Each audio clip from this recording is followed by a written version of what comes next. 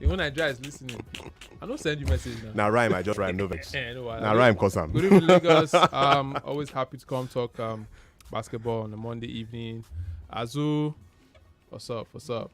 Chuma doesn't know the answer. He said I ain't going to introduce me. And we have the guy who's about 6 feet too tall. He says he's 6'3" though. Always gets victory though. Give it up for the man who bears fruits. He's not a fig tree though. As it become nature. So bro. He said, Now you can now say hi to this guy now. "Hi, Daniel." How are you? I did. At least No we're pressure, We're no pressure. We're not from Spain. We accept our errors. Yes. We'll not go on hunger strike. We're not like robots. Great to be here to talk basketball once again. Chuma, give us that call. No, say any day when I don't see us here, na Chuma, we are ready to work. We are ready. We are like the Falcons. We don't boycott games. Good to be here. I tell you, the basketball world has been really interesting. I think I feel like the World Cup should just extend into the NBA season. Right. For those guys who would not want to play, let them punish them. Yep. But it's great to see what has been happening so far. Great to be here also. Yeah, bro. Nice to have you guys out here. Certainly, Daniel Chukwuman as Bikonic. And for the listener who's connected to the broadcast right now, this is an opportunity for us to delve into a sport that is massive globally. We'll touch on Nigerian basketball shortly because the fallout still continues from our exit in the race to qualify for the Paris 2024 Olympics. That's for our male basketball stars who got knocked out in the very first hurdle right here in front of their fans in Lagos. But first off, when a team wins the NBA in the USA, NBA actually means National Basketball Association, right? And the league is the NBA League. It's the biggest basketball league in the world, no doubt about it. But there's always this tag. They are champions of the world. It's not just about the NBA. Many of the high-profile sports in the USA, American football, for example, they go with that line, world champions, when they win a title in that part of the world. And we've had this conversation privately in the past, not on radio, but now a fellow American is making us talk about it. The world champion in the 100 meters and 200 meters, world champion in Noah Lyles, says, hey, this is what it means to be a world champion when you beat athletes and rivals from other countries, and not just when you win your National Basketball Association title, you call yourself a world champion. So we're going to be asking you that question, if that's the right way to go. No, we will, surely. Let's listen to Noah Lyles now. Let's get to the horse's mouth. The United States? You know, the thing that hurts me the most is that I have to watch the NBA Finals and they have world champion on their head. World champion of what? The United States? Don't get me wrong. I love the U.S. at times. But that ain't the world. That is not the world. We are the world. We have almost every country out here fighting, thriving, putting on their flag to show that they are represented. There ain't no flags in the NBA.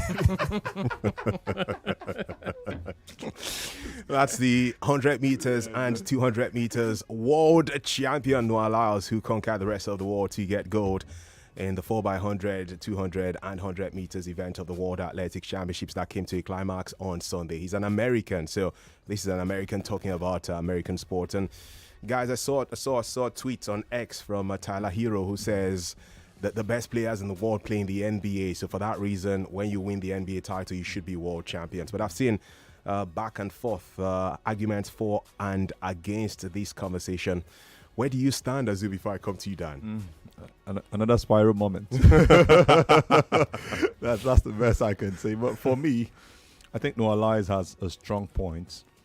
But some of those things shouldn't be said in that light. I've seen Damian Lillard's reply, a couple of other top players, and they are really mad at him. They are taking jabs like it's a back and forth.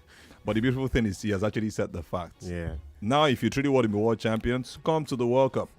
The World Cup is currently on, and most of these top guys I just mentioned are not playing right there because they feel like the NBA is already a World Cup for them. So you get that's the picture. So come there and show yourself. Look at the way they were knocked out of the last World Cup.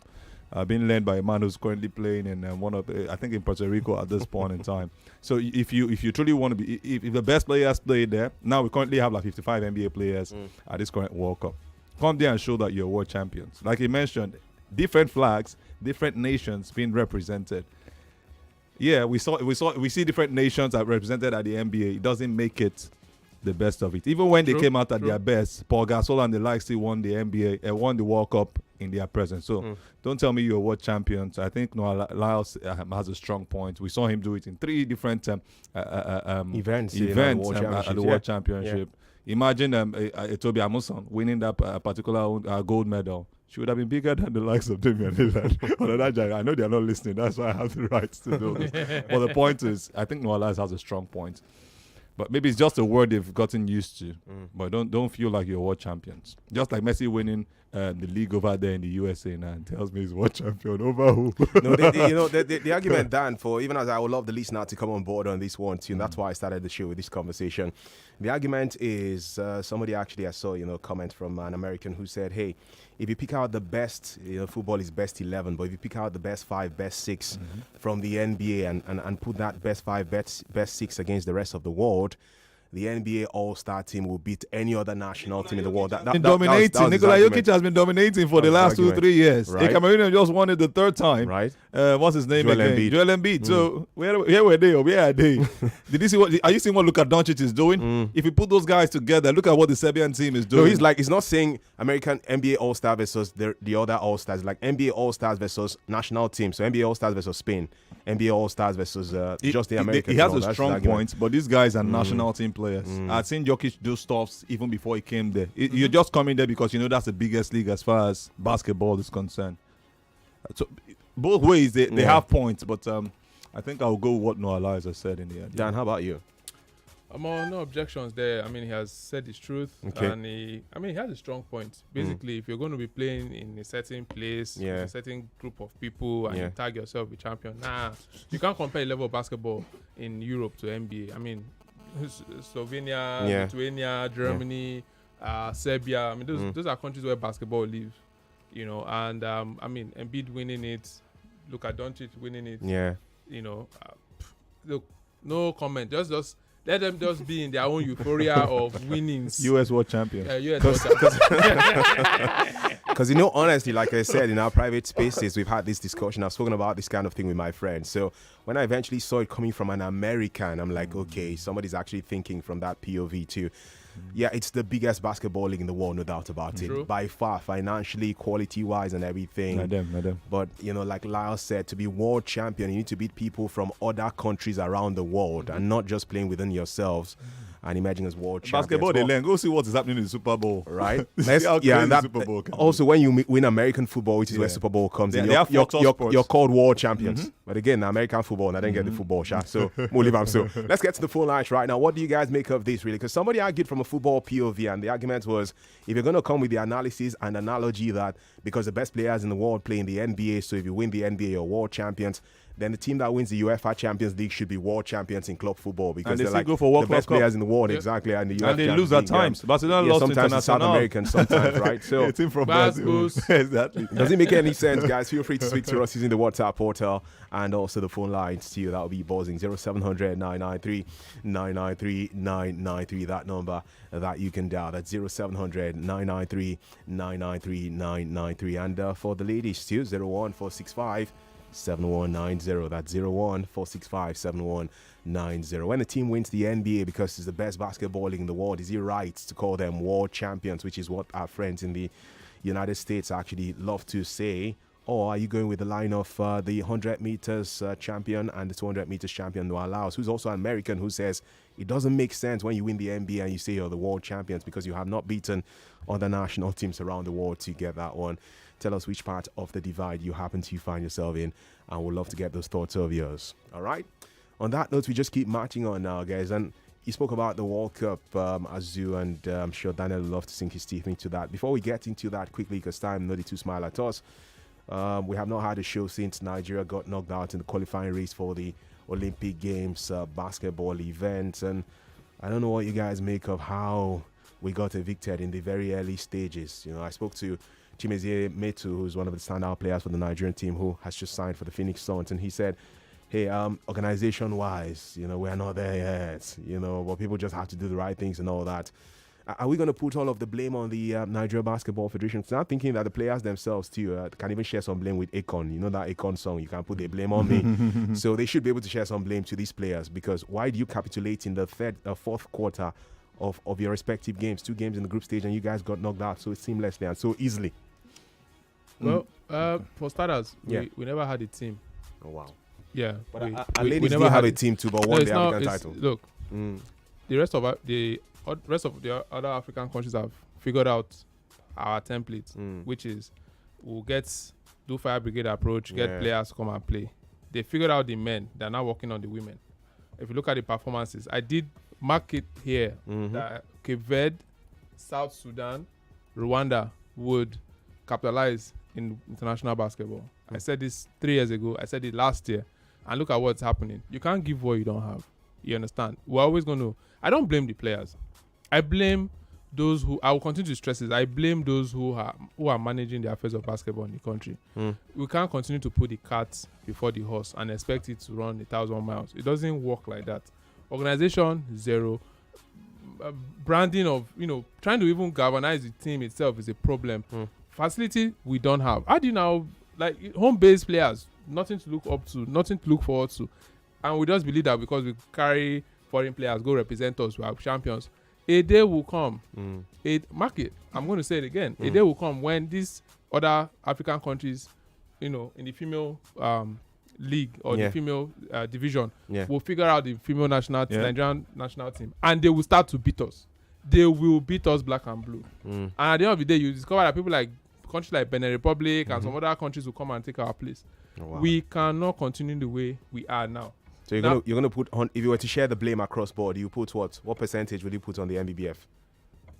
99.9. Oh wow! All right. Yes, now because if you don't, I thought it was going to be 99.3. No, just before you speak, just before you speak, let's listen to Maytu, who's the biggest name perhaps at this moment in the Nigerian national team. Just signed up for the Phoenix Suns to be playing for them in the NBA next season. Amazing. I know that you're coming from the NBA, which is the biggest basketball league in the world. Organization is 100%. What have you made of the organization for you guys?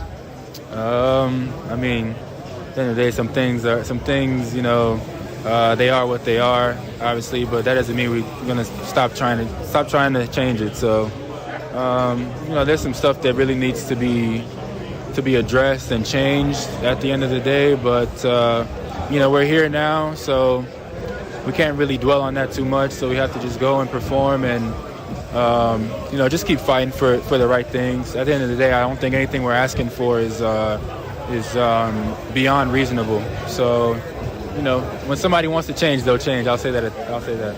All right, Azu, you listen to Metu there saying when somebody wants to change, they will change. And he's admitted to the fact that realistically, organization for a guy who's coming from the NBA is not perfect in this part of the world. But again, I'm still going to ask you if you're to share the blame across board. What percentage would you put on the players and which would you be giving on the administrators? The administrators have got to take 95%. Are you serious? And what I'm putting... Now, they make players, may you the lead enter fourth quarter. I'm going somewhere, Daniel. Chuma. Yeah, all join. Yokoko won the best player at the championship. Yeah. Has she ever been a Nigerian basketball player, like Daniel always mentions? I'm saying he had the ran to the thing and it's easier for women to do stuff because the motivation we're going for the 4-pit. These men are coming. Why I'll give the players 5% is why are you even honoring this call? See, I'm going to be as frank. Right. Thank you. Why are you honoring this? Thank you. Until you stop on this. We love the Olympics. Do they love the players? Do these guys love the country? Or even love the country? Oh, wow. See, you know why I'm saying this, Daniel? These coaches have done too much. They've sacrificed. You see them even trying to defend what is not defendable. You're seeing the obvious. And if you follow them talk behind the scenes, now they will tell you, oh, God, we just they try you. Things not. See, I know. See, I've been there. I've seen some of these stuff practically. You ban everything. Top